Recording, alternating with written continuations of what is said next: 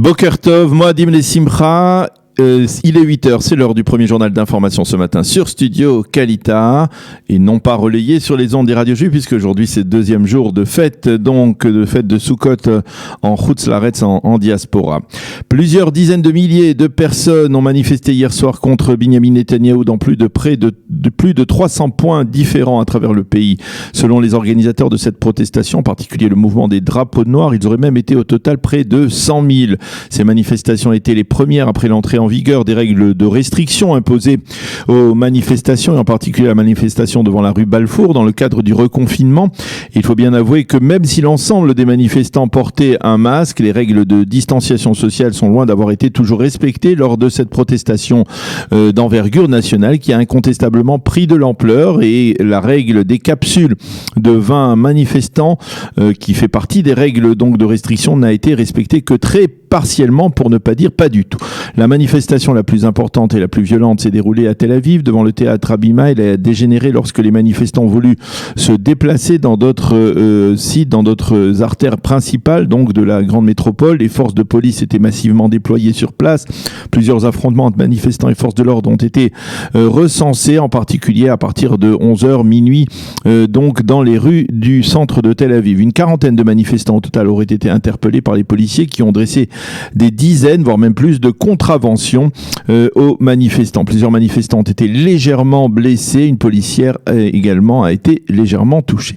Ces manifestations sont intervenues un peu plus de 24 heures après la démission inattendue du ministre du Tourisme Assaf Zamir du parti Bleu-Blanc et après que le leader de ce même parti, Benny Gantz, ait annoncé son intention d'accélérer la procédure en vue de la nomination d'un procureur de l'État et d'un patron pour la police. La démission d'Assaf Zamir est une preuve de plus de l'absence de coordination entre les deux principales composantes de la coalition, le parti Bleu-Blanc et le Likoud.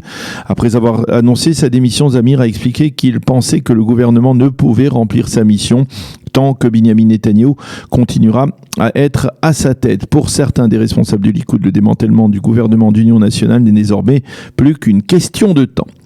Dans ce contexte, on a l'étrange sentiment que la lutte contre le Covid-19 est presque relayée au second, voire même au troisième rang des priorités.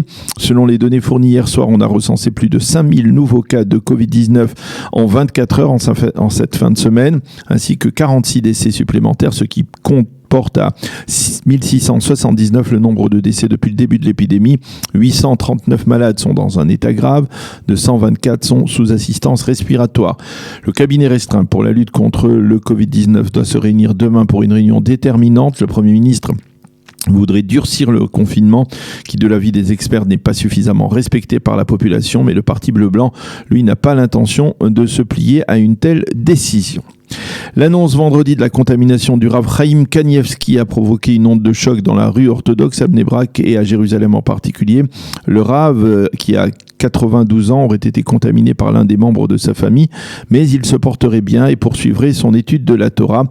Le Rav Kanievski est considéré comme la sommité rabbinique la plus importante dans le monde orthodoxe, en particulier dans le monde dit lituanien. À noter également que la ministre Likoud Gila Gamliel a été contaminée. Gila Gamliel est la quatrième ministre du gouvernement à avoir été contaminée. 4 députés de la Knesset ont également contracté le virus. Le coordinateur de lutte contre le coronavirus, le professeur Roni Gamzu, a déclaré hier soir, je le cite, « Nous saurons dans une semaine si nous parvenons à réduire le taux de contamination. » Il a demandé au public de tout faire pour réduire les risques de propagation du virus. Ce n'est qu'ensuite que nous pourrons parler d'alléger les mesures restrictives actuelles, a déclaré Roni Gamzu. Et puis c'est déjà désormais officiel, le propriétaire d'El Al est bien Eli Rosenberg, un jeune étudiant d'une yeshiva de 27 ans. Rosenberg est devenu le détenteur de 43% des actions de la compagnie aérienne israélienne. Sa société Katfe Necharim a versé 100 millions de dollars pour obtenir cette propriété. Il faut rappeler que Eli Rosenberg est en fait le représentant de son père, qui n'étant pas de nationalité israélienne ne peut pas lui-même acquérir la compagnie aérienne. Son père est un riche milliardaire américain.